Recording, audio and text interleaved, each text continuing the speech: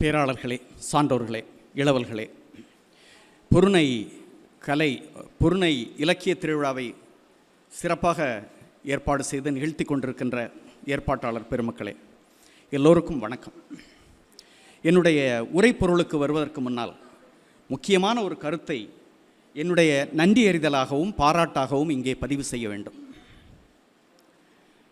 ஒரு சமூகம் எப்போதெல்லாம் இலக்கியத்தோடு தன்னுடைய உறவை நிலைநிறுத்தி கொண்டதோ அப்போதெல்லாம் அந்த சமூகம் எழுச்சி பெற்றிருக்கிறது. உள்ளூர் தொடங்கி உலக வரலாறு வரை அதுதான் உண்மையாக இருக்கிறது. ஒரு சமூகம் எப்போது இலக்கியத்திலிருந்து எழுத்திலிருந்து விலகி நின்றதோ அப்போது தொடங்கியது அந்த சமூகத்தின் வீழ்ச்சி. இந்த கருத்தின் பின்னணியில் தமிழகத்தின் இளைய சமுதாயத்தை எழுத்துக்கும் வாசிப்புக்கும் அழைத்து வருகின்ற மிகப்பெரிய ஒரு வரலாற்று உணர்வோடு திட்டத்தோடு இன்றைய தமிழக அரசு தொடர்ந்து முனைப்போடு ஏற்பாடு செய்து வருகின்ற இலக்கிய திருவிழா நிகழ்ச்சிகளை குறிப்பிட வேண்டும். அடுத்த 5 ஆண்டுகளில், அடுத்த 10 ஆண்டுகளில் தமிழகத்தில் ஒரு படைக்கும் தலைமுறை உருவாகும். அதற்கு முன்னதாக ஒரு வாசிக்கும் தலைமுறையை நாம் உருவாக்குகிறோம்.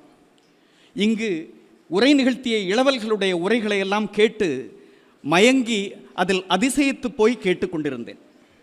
இவர்களுடைய வயதில் எழுத்தை, வாசிப்பை அறிந்தவன் இல்லை நான். விபத்துப்பூர்வமாக எழுத்தில் வந்தவன். இந்த 2 நிமிடங்களை அவர்களுக்காக நான் செலவிடுவதும், இத்தனை முயற்சி எடுத்து அரசு துறைகள், அரசு அலுவலர்கள் ஓடி ஆடி வேலை செய்து இந்த நிகழ்ச்சியை இத்தனை சிறப்பாக துல்லியமாக அதை எடுத்து செய்கிறார்கள் என்றால் அதை அடித்தள மக்களில் ஒருவனாக நான் பாராட்டுகிறேன், வியந்து போற்றுகிறேன், நன்றி சொல்லுகிறேன். அவர்களுக்கு என்னுடைய பாராட்டை இந்த சபையில் தெரிவிக்கின்றேன். அவர்களுக்காக நீங்கள் ஒரு கைதட்டல் கொடுக்கலாம்.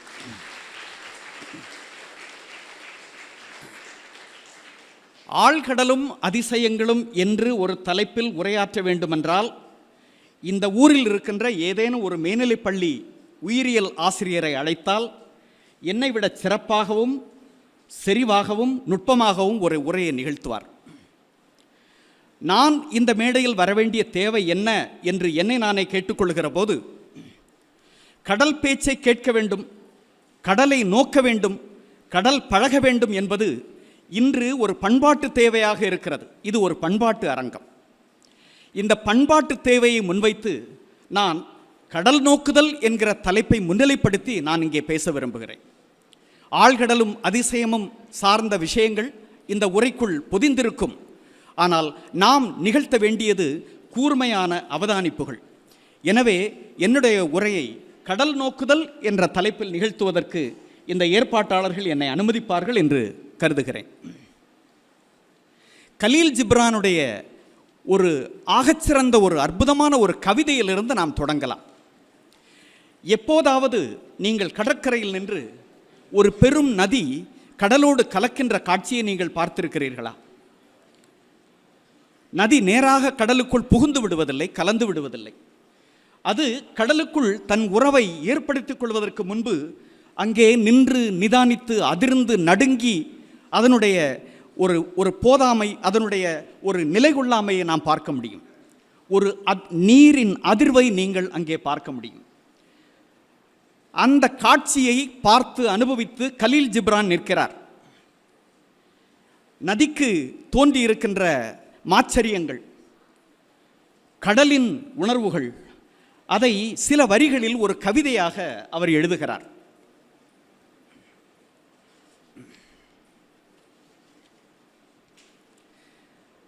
அதை நான் எனக்கு தெரிந்த விதத்தில் தமிழ்படுத்தி தருகிறேன்.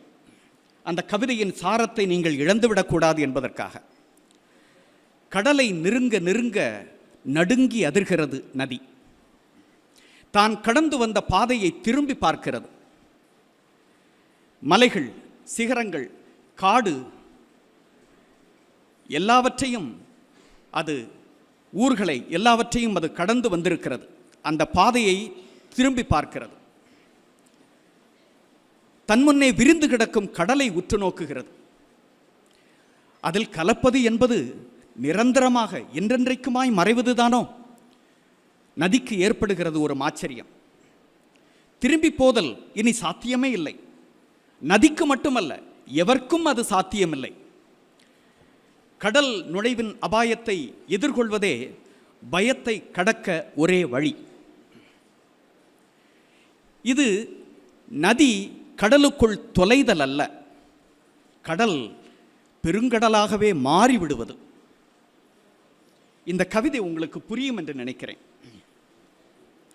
இதை பேசுகிற போதே நான் அடிக்கடி சொல்லிக் கொண்டு வருகின்ற கருத்து, மீண்டும் மீண்டும் சமவெளியை நோக்கி உரையாடும் போது நான் சொல்லி வருகின்ற கருத்து, கடலிலிருந்து புறப்படுகிறது நதி, கடல்தான் நதியை பிறப்பிக்கிறது. வருத்தத்தோடு இந்த அவையில் சொல்லிக்கொள்ள விரும்புகிறேன். ஒரு துளி மது இல்லாத தமிழகம் ஒரு தலைவரின் கனவாக இருக்கிறது. ஒரு துளி நன்னீர் கூட கடலில் சேராத தமிழகம் அவர் கனவாக இருக்கிறது. மிகுந்த சங்கடத்தோடும் சஞ்சலத்தோடும் இதை இந்த சபையில் நான் பதிவு செய்கிறேன். இளைய தலைமுறைக்கு, அறிவு தலைமுறைக்கு, அறிவாளர்களுக்கு, தமிழகத்தின் மக்களுக்கு தலைவர்கள் சொல்லுகின்ற செய்தி இப்படியாக இருக்கும் என்றால், இதை பார்க்கும்போது என் மனதில் ஒரு சஞ்சலம் ஏற்படுகிறது. நான் சொல்கிறேன், கடலிலிருந்து புறப்படுகிறது நதி.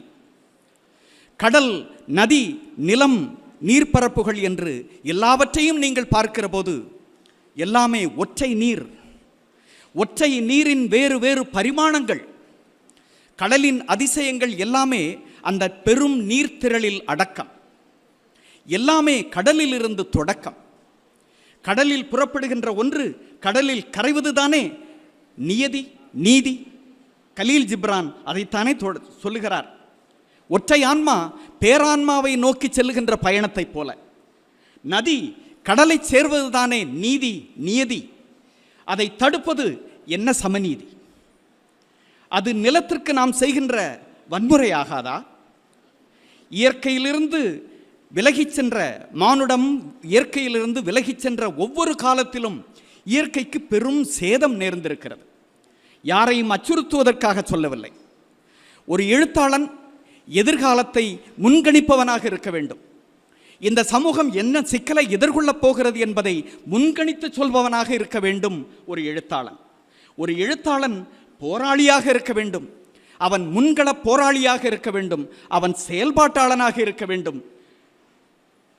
எனவே வியட்நாம் போராளி ஒருவன் சொல்லுவான், எழுத்து கவிதை மட்டுமா கவிஞனின் பணி? அவன் ஒரு போராட்டத்தை முன்னின்று நடத்த வேண்டும் என்று ஹோச்சிமின் சொல்லுவான். எனக்கும் அந்த உணர்வு ஏற்படுகிறது. என்னை யாராவது ஒரு எழுத்தாளன் என்று சொன்னால் நான் கூனி குறுகி விலகிச் செல்கிறேன். நான் எழுத்தாளன் அல்ல, நான் ஒரு பயணி, நான் ஒரு உணர்வாளன். உங்களைப் போல நானும் ஒரு சக பயணி. ஒரு பயணியாக என்னுடைய மக்கள் திரளிலிருந்து தொடர்ந்து கற்றுக்கொள்ள விரும்புகின்ற ஒரு அரியா குழந்தை, அரியா சிறுவன். இதை நான் ஒவ்வொரு பொழுதிலும் நினைவுபடுத்திக் கொள்ள விரும்புகிறேன். மற்றவர்களுக்கும் நான் நினைவுறுத்த விரும்புகிறேன். கடலை குறித்த நம்முடைய பார்வை ஒன்றாக இருக்கிறது. கடலை குறித்த கடற்குடியின் பார்வை வேறொன்றாக இருக்கிறது. இந்த பாட்டை நீங்கள் கேட்டிருப்பீர்கள் அல்லவா? எல்லோருக்கும் பரிச்சயமான பாட்டு. நான் பார்த்த பெண்ணை நீ பார்க்கவில்லை, நீ பார்த்த பெண்ணை நான் பார்க்கவில்லை, உன் பார்வை போலே என் பார்வை இல்லை என்று போகிறது அந்த பாடல். கடற்குடி பார்த்த கடலை நீங்கள் யாரும் பார்க்கவில்லை. நான் பார்த்த கடல் அல்ல உண்மையான கடல். எனவே நான் சொல்லுகிறேன், கடல் மையம், நிலம் அதன் விளிம்பு என்று சொல்லும்போது கடலை ஒரு கடற்குடியின் கண்கள் வழியாக பார்க்க வேண்டும் என்று சொல்லுகிறேன். கடலை அறிவுபூர்வமாக மட்டுமல்ல, வாழ்வியல் பூர்வமாக, அனுபவபூர்வமாக நீங்கள் பார்க்க வேண்டுமென்றால், அதை குறித்த நிறை அறிவு உங்களுக்கு சாத்தியப்பட வேண்டுமென்றால் ஒரு கடற்குடியிடம் செல்ல வேண்டும். இரவல் பெற்ற அறிவோடு நான் இங்கே நிற்கிறேன். இரவல் வாங்கிய அறிவோடு தான் நான் இங்கே நிற்கிறேன். என்னை ஒரு கடல் அறிஞன், ஆய்வியல் ஆய்வாளர், அறிஞர் என்றெல்லாம் சொல்லும்போது உடனடியாக நான் அதை மறுக்கிறேன். உண்மையான அறிஞன் அங்கே இருக்கிறான். அந்த அறிஞனிடம் பிற திணையில் இருக்கின்ற மக்கள் சென்று பாடம் கேட்க வேண்டும். அப்படித்தான் அடக்கமான ஒரு மாணவனாக கைகட்டி கடற்குடிகளின் முன்னால் 20-30 வருடங்களாக உட்கார்ந்து பாடம் கேட்டுக்கொண்டிருக்கிறேன். அது இனிமையான பாடம். பல்கலைக்கழகங்கள் எனக்கு தந்த பாடங்களை விட, பட்டங்களை விட, அதை கல்லூரி வளாகங்களில் கற்பித்த அனுபவங்களை விட, ஒன்றுமறியாத சிறுவனாக அவர்களிடமிருந்து நான் கடலை குறித்து அறிந்து கொள்வதற்கு உட்கார்ந்த போது கடலை பற்றிய மெய் அறிவு, நிகழ் அறிவு, அனுபவ அறிவு அங்கிருந்து கிடைத்தது. இன்று மனிதர்களை இயற்கையை நோக்கி இழுத்து வருவதற்கு அதுதான் ஒரே முறை. ஏன் இத்தனை பெரிய சிதைவு உலகுக்கு ஏற்பட்டிருக்கிறது என்றால், மனிதர்கள் நாகரிகத்தை மையமாக வைத்து, நகரங்களை மையமாக வைத்து, ஊர்ப்புறங்களை விளிம்புக்கு கொண்டு வந்து விட்டார்கள். அவர்கள் நிலம் மையம், கடல் அதன் விளிம்பு என்று நினைப்பது போலவே நகர் மையம், கிராமங்கள் அதன் விளிம்பு என்று நினைக்கிறார்கள். ஆனால் அடிப்படை அறிவு அடித்தள மக்களிடம் இருக்கிறது. அவர்களிடம் சென்று கற்றுக்கொள்ள வேண்டும். மானுடவியல் அறிஞன் எம்.என். ஸ்ரீனிவாஸ் சொல்லுவார், அடிப்படை புரிதலோடு நீங்கள் மக்களிடம் செல்லுங்கள், அவர்கள் உங்களுக்கு கற்றுத்தருவார்கள், அவர்கள் உங்களிடம் கற்றுத்தருவார்கள். நீங்கள் கற்பிதங்களோடும் சட்டகங்களோடும் அவர்களை நெருங்காதீர்கள். உங்களுடைய கல்வி, உங்களுடைய கற்பிதம், உங்களுடைய பாடம் அவர்களுக்கு தேவையில்லை. பிறப்புக்கும் எல்லா உயிர்க்கும் என்று சொன்னவன் தமிழன். உலகில் எந்த இலக்கியத்திலும் யாதும் ஊரே யாவரும் கேளிர் என்கிற கருத்தியலை கூட மற்றவர்கள் பாடியிருப்பார்கள். ஆனால் தமிழன் பாடிய அடிப்படை அறம் என்பது பிறப்புக்கும் எல்லா உயிர்க்கும் என்பது. இன்று பல்லுயிர் இனவரவியல் என்றொரு புலம் உருவாகி இருக்கிறது. ஒரு மீனின் கண்கள் வழியாக, ஒரு மானின் கண்கள் வழியாக, ஒரு சிற்றுயிரின் கண்கள் வழியாக இயற்கையை பார்ப்பது, உலகை பார்ப்பது. ஒரு கடற்குடி கடலை பார்ப்பது மீன்களின் கண்கள் வழியாக பார்க்கிறான். எந்த பருவத்தில், எந்த காலத்தில், எந்த இடத்தில், எந்த மீன் எவ்வளவு நேரம் வருகிறது, தங்குகிறது என்று அதனுடைய பயாலஜி, அதனுடைய உயிரியல், அதனுடைய பிஹேவியர், அதனுடைய நடத்தை, அதனுடைய உணவு கொள்ளும் முறை, அது இனப்பெருக்கம் செய்யும் முறை, எங்கே முட்டையிடும், எங்கே குஞ்சு பொரிக்கும், இளம் குஞ்சு இளம் உயிர்களுக்கு எங்கே இரை கிடைக்கும் என்பதை தன்னுடைய நீண்ட வலசை பயணத்தின் அறிவு செறிவாக அது தன்னுடைய மூளையில் சேகரித்து வைத்து, அந்த அறிவு தலைமுறை தலைமுறையாக கடத்தப்பட்டு ஆயிரக்கணக்கான கிலோமீட்டர் தொலைவு ஒவ்வொரு தலைமுறையிலும் மீன்கள் பயணப்படுகின்றனவே, அவை இலக்கியம் எழுதவில்லை, அவை கல்லூரி வளாகங்களில் அறிவியல் கற்கவில்லை. இந்த அறிவை கடற்குடி, இயற்கையின் குடி, திணைக்குடி தன்வசப்படுத்தி இருக்கின்றான். அந்த அறிவு மேலை அறிவியலை விட, மேலைத்தேய அறிவியலை விட எப்போதுமே நமக்கு ஒரு தாழ்வு மனப்பான்மை புதிதாக கிளம்பி இருக்கிறது. எந்த அறிவு மேலைத்தேயங்களிலிருந்து நமக்கு வருகிறதோ அதுதான் சிறந்த அறிவு என்கிற ஒரு மாய பார்வை இருக்கிறது, ஒரு மாய தோற்றம் உருவாக்கப்படுகிறது. இந்த இலக்கிய முனைவுகள் நம்மை எந்த திசையை நோக்கி அழைத்து செல்ல வேண்டும் என்றால், திணைக்குடிகளிடம் நாம் மீண்டும் செல்ல வேண்டும். அவர்கள் தங்கள் வாழ்வினால் இயற்கையை பாடுகிறார்கள், தங்கள் வாழ்வியல் அறத்தினால் இயற்கையை கொண்டாடுகிறார்கள். மீண்டும் மீண்டும் இயற்கை அவர்களுக்கு கற்றுக் கொடுத்த அறத்தை அவர்கள் வாழ்வியல் ரீதியாக போராடி கொண்டிருக்கிறார்கள், வாழ்க்கை போராட்டத்தின் மூலம் வாழ்ந்து கொண்டிருக்கிறார்கள்.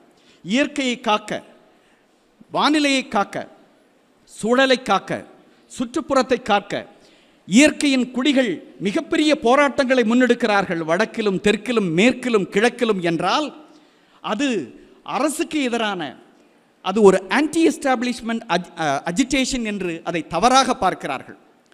இயற்கையின் மீதுள்ள நேயத்தால் வரும் தலைமுறைகள் இங்கு வாழ்வாங்கு வாழ வேண்டும், நிம்மதியாக வாழ வேண்டும், நல்ல காற்று, நல்ல நீர், நல்ல நிலம், தூய்மையான ஒரு உலகம் அவர்களுக்கு வசப்பட வேண்டும் என்பதற்காக அவர்கள் மிகப்பெரிய விஷயங்களெல்லாம் இழந்து தங்கள் உயிர் அபாயத்தை உட்படுத்தி அவர்கள் உலகெங்கும் போராடி கொண்டிருக்கிறார்கள்.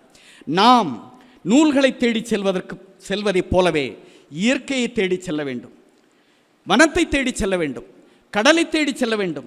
அந்த அறிவை விலங்குகளிடமிருந்து நாம் பெறுவதற்கு முனைய வேண்டும்.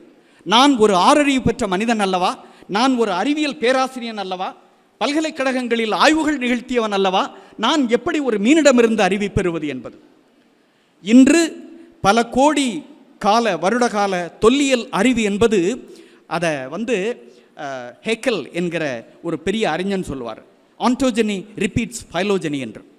ஒரு உயிரினத்தின் தலைமுறை அனுபவம் என்பது கோடி கோடி ஆண்டுகளின் தொல்லியல் அனுபவங்களின் மீள் நிகழ்த்தல். இன்று நாம் எதையும் புதிதாக உருவாக்கி கொண்டு வரவில்லை.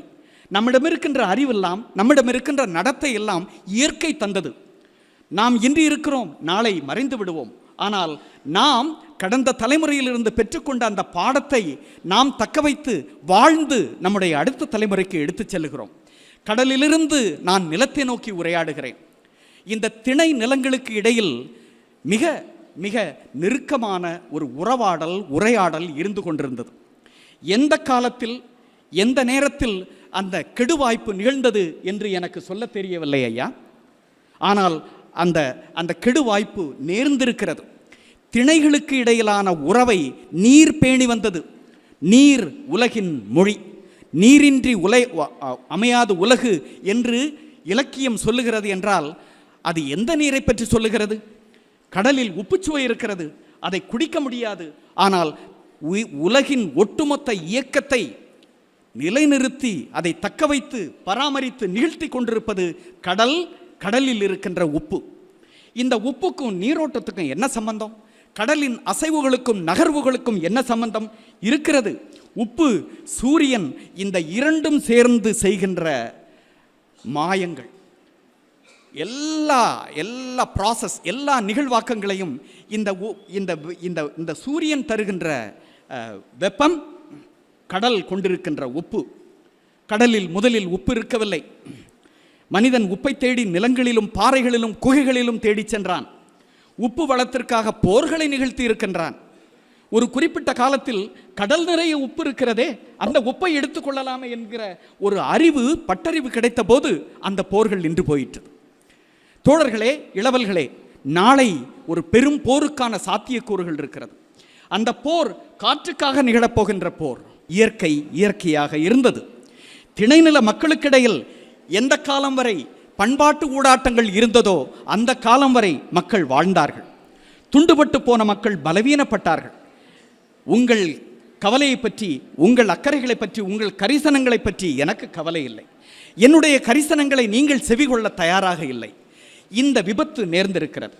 இந்த இலக்கியம் பண்பாட்டு வெளியினூடே நம்மை அழைத்து சென்று ஒரு பண்பாட்டு பரிவர்த்தனையை நிகழ்த்த வேண்டும் என்பதாக நாங்கள் பெருங்கனவு காணுகின்றோம். என்னை போன்ற சாதாரண மனிதர்களின் பேராசை இது, பெருங்கனவு இது. நீங்கள் நினைத்தால் அதை சாதிக்க முடியும்.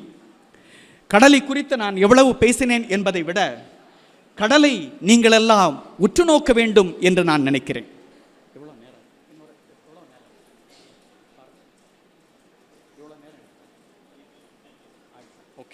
ஓகே, நான் எவ்வளவு பேச வேண்டும் என்பது இங்கே பாடத்திட்டம் இல்லை, சிலபஸ் இல்லை, இங்கே ஒரு எக்ஸாம் எழுத போகிறதும் இல்லை. கல்வி திட்டத்தை தாண்டி படிப்பதையும் வாசிப்பதையும் எழுத்தையும் நாம் கை கொள்ள வேண்டும் என்பதற்காக நாடெங்கும் நூலகங்களை அமைப்பதும் நாடெங்கும் வாசிப்பு அரங்கங்களை உருவாக்குவதும் நம்முடைய தரப்பில் நிகழ வேண்டிய ஒன்று. அதை அரசே கோடி காட்டியிருக்கிறது, தொடங்கி வைத்திருக்கிறது. அவர்களுக்கும் என் வாழ்த்தை சொல்லி இந்த முயற்சி தொடர்ந்து நடைபெற வேண்டும். என்னுடைய உரையின் ஒரு சிறு பகுதியை மட்டுமே நான் நிகழ்த்தி இருக்கின்றேன் என்றால் கூட மன நிறைவோடு உங்களிடமிருந்து விடைபெறுகின்றேன். எல்லோருக்கும் நன்றி, வணக்கம்.